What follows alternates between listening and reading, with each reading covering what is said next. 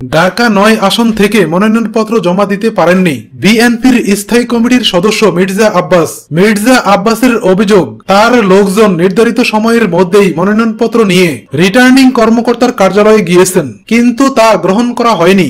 মির্জা আব্বাস বলেন, আশ্চর্য হয়ে গেলাম, আমারটা যখন দেখলো তখন তারা নিল না। তিনি বলেন, চারদিক থেকে একটা অত্যাচার শুরু হয়েছে, পুলিশ দিয়ে হয়রানি, কোর্ট দিয়ে হয়রানি, বাড়ির মধ্যেও হয়রানি। মঙ্গলবার আমার বাড়ির সামনে থেকে 18 জনকে ধরে নিয়ে গেছে, বুধবার 2 জনকে নিয়ে গেছে, বাসার সামনে পুলিশ ঘুরঘুর করছে, আমরা কি করব? এদিকে 5 ঘন্টা রিটার্নিং কর্মকর্তার অফিসের সামনে দাঁড়িয়ে থেকেও মনোনয়নপত্র জমা দিতে পারেননি জামায়াতের প্রার্থী অধ্যাপক গোলাম রাব্বানী।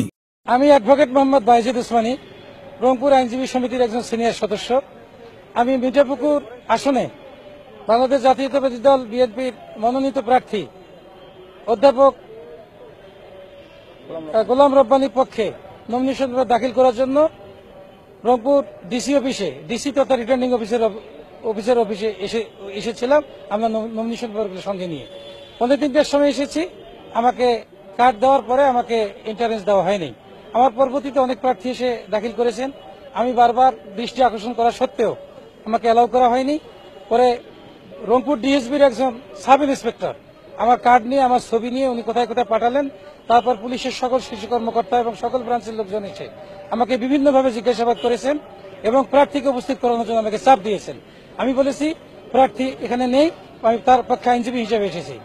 তারপরে প্রার্থী সর্বশেষ মোকদ্দমায় জামিনে আছেন কিনা, কতগুলো মামলা আছে, বললাম যে উনি 5 বছর মিঠাপুকুর উপজেলা চেয়ারম্যান থেকে 4.5 বছরের জেলে ছিলেন।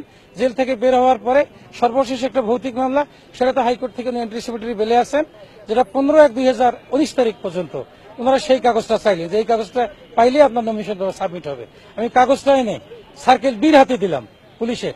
সার্কেল বিটা পাওয়ার পরে বললেন যে এখন আপনি দিতে পারেন। তারপরে আমাকে রিটার্নিং অফিসে আমাকে ঢুকতে দেওয়া হচ্ছিল না। পরবর্তীতে আমি ইলেকশন কর্মকর্তাকে বললাম আনঅফিসিয়ালি আমি এই নমিনেশন ফাইলটা আপনার অফিসে রেখে যাই, উনি নিতে রাজি হলেন না।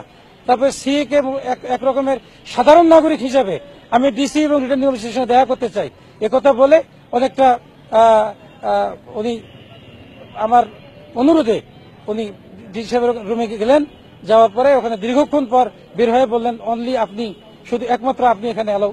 আমি ঢোকার পরে দেখি সেখানে জেলা প্রশাসনের কর্মকর্তারা মোটামুটি সবাই আছেন, ডিসি সার্বিক সহ ইলেকশনের বিভাগীয় কর্মকর্তা আছেন, পুলিশের কোতোয়ালি থানার ওসি, তারপরে পুলিশের আরো 2-3 জন ঊর্ধ্বতন কর্মকর্তা আছেন, ডিবির ঊর্ধ্বতন কর্মকর্তা আছেন। এরা আমাকে বললেন যে আপনার এটা আমরা নিতে পারতেছি না, কারণ প্রার্থী প্রস্তাবক অথবা সমর্থকের দরকার। আমি বললাম যে আইন এটা বলে না, সাবমিট যে কেউ করতে পারে। তখন ওনারা আইনটা বের করলেন, আইনটা পড়লেন, আমি আইনের ব্যাখ্যা দিলাম এজ এ লয়ার যে এটা আপনারা নিতে পারেন। তখন ওরা বললেন যে আমরা পারি না। আমি বললাম যে আপনি এখন ডিসি সাহেবকে বললাম যে এখন আপনি রিটার্নিং অফিসার হিসেবে, আপনি নির্বাচন কমিশনের একজন কর্মকর্তা, নির্বাচন কমিশন ফ্রি ফেয়ার ইলেকশন করতে চায়, ডিসি হিসেবে আমি আপনাকে বলছি না, আপনি নিরপেক্ষ ভূমিকা পালন করুন রিটার্নিং অফিসার হিসেবে। উনি তখন ইলেকশন অফিসারকে বললেন যে আপনি পাশের ছোট রুমটাতে গিয়ে ঢাকায় কথা বলেন। উনি ঢাকায় কথা বলতে বলতে ডিসি সাহেব সেখানে ঢুকলেন, 2 জন পুলিশ কর্মকর্তা ঢুকলেন, দীর্ঘক্ষণ ঢাকায় কথা বলে এসে বললেন যে সরি অ্যাডভোকেট সাহেব আমরা পারলাম না, আপনাকে অনেক ধন্যবাদ, আপনি আসতে পারেন।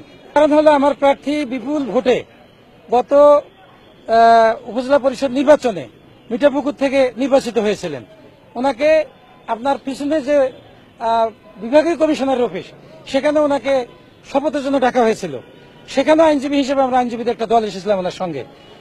রিটার্নিং বিভাগীয় কমিশনের অফিসে ঢোকার পূর্বেই ওনাকে পুলিশ প্রশাসন থেকে গ্রেপ্তার করা হয়, গ্রেপ্তার করে নিয়ে যাওয়া হয়। শেষে ওনার শপথ হয়নি, ওরা হাইকোর্টের হস্তক্ষেপে জেলখানায় বসে ওনার শপথ হয়েছিল এবং ওনাকে উপজেলা চেয়ারম্যান হিসেবে কখনোই তাকে দায়িত্ব পালন করতে দেওয়া হয় নাই। এই 5 বছরের মধ্যে 4.5 বছর বিভিন্ন মিথ্যা মামলা জেলখানায় থেকে উনি সর্বশেষ মামলায় বের হয়ে যাওয়ার পর একদিন পরে আবার একটা মিথ্যা মামলা দিয়ে, নাশকতার মামলা দিয়ে তাকে আবার আসামি করা হয়। এই মামলাতে তিনি গত বৃহস্পতিবার অর্থাৎ 23 তারিখ বাংলাদেশ সুপ্রিম কোর্ট হাইকোর্ট বিভাগ থেকে আগামী 15/1/2019 তারিখ পর্যন্ত এন্টিসিপেটরি বেল পেয়েছেন। সেই বেলের কাগজ পুলিশ প্রশাসনকে দেওয়া হয়েছে। আর গ্রেপ্তারের ভয়ে পুলিশ প্রশাসন অতি বাড়াবাড়ি এবং গ্রেপ্তারের ভয়ে আসেন নাই। কারণ হলো ওনার পক্ষে নমিনেশন পেপার সাবমিট গ্রহণ করতে মিঠাপুকুর নির্বাচন অফিসে গিয়েছিলেন রাকিবুল নামে একজন ভোটার, তাকে ওই নমিনেশন পেপার নিয়ে আসার পরে রাতের বেলায় পুলিশ গ্রেপ্তার করেছে, করে একটা পেন্ডিং মামলাতে নাশকতার মামলায় দিয়ে তাকে চালান করে দিয়েছে। এবং না, উনি জামাতের উপজেলা চেয়ারম্যান ছিলেন এবং উনি জামাতের একজন সাবেক লিডার।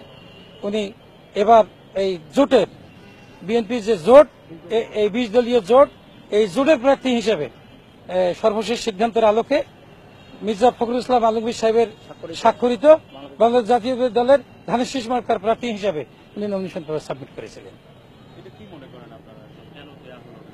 আমরা মনে করি যে ওই আসনটা আওয়ামী লীগের একজন ডাকসাইটের নেতা আশিকুর রহমান সাহেবের। আশিকুর রহমান সাহেব ওখানে যে আওয়ামী লীগের আভ্যন্তরীণ কোন্দল জাকির সাহেবের সঙ্গে, ওরা জানেন যে জাকির সাহেব যদি এখানে নমিনেশন না পেয়ে আমাদের বিট্রে করে, তাহলে গোলাম রব্বানী সাহেব বিপুল ভোটে এখানে নির্বাচিত হবেন।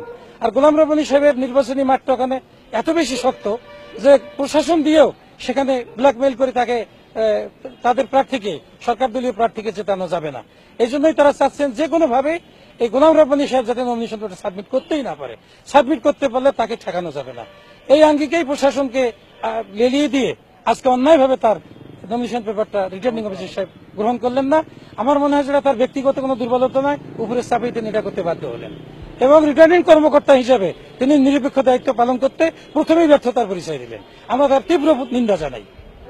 এখন বিষয়টা আমরা, যেহেতু আমাদের জোট আছে, জোটকে এবং ডক্টর কামাল হোসেন সাহেব যে নির্বাচনে একটা ফেয়ার ইলেকশন করার জন্য দেশের সকল নাগরিককে একত্রবদ্ধ করার চেষ্টা করতেছেন, আমরা ডক্টর কামাল হোসেন সাহেবকেও বিষয়টা আমাদের জোটের মাধ্যমে, আমার প্রার্থীর মাধ্যমে আমরা জানাবো, যাতে করে এর একটা আইনগত সলিউশন হয়।